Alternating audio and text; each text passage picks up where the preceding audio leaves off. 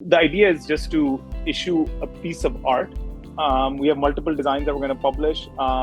We have multiple ideas that we're implementing in terms of where the money goes. This NFT is just like a badge, right? Like I mentioned earlier, for you to participate in kind of unleashing this wave of growth and building.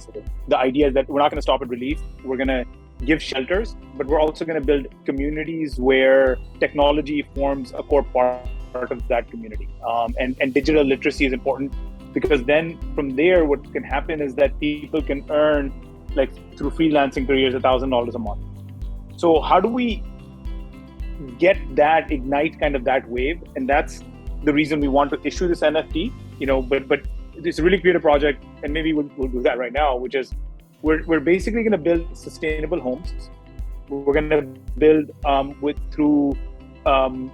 try to do them quick. And balancing that, we got a bunch of architects involved on that project. Okay? And then it's going to be centered around a community that I mentioned. And in that community you're going to have the lab and the library to enable digital literacy that leads to sufficiency in terms of running a household, running a community, right? So those are the two things that go kind of together, the shelter and then the digital literacy over a longer period of time. And the third thing that we're doing is kind of independent of this, is just we're trying to make the disaster relief data warehouse. It's a very ambitious goal. I'm not sure how far we're going to get. It's very tough. You have to convince people that they have to release the data, and there's a lot of hurdles around that. We're trying our best. We've gotten word to the top of the army chain. Talked to the chairman of NADRA, trying to get to NDMA, bringing all of this data in. Basically, one of the villages we visited was this place called Tonsa. It's west of Multan, north of DG Khan, and it's a village of 3,000 homes. 700 homes were destroyed.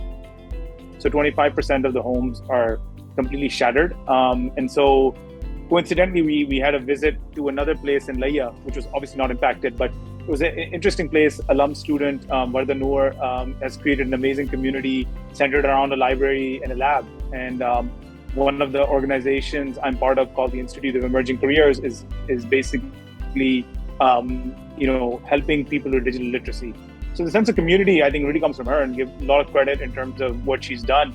So when we visited this place, Tonsa, we were like, hey, let's build a tech-centered community, right? With digital literacy, library, a convened space, and build a model community, and think of this as 1 or 2 years, and use that word to spread and say, hey, new communities can be imagined in Pakistan.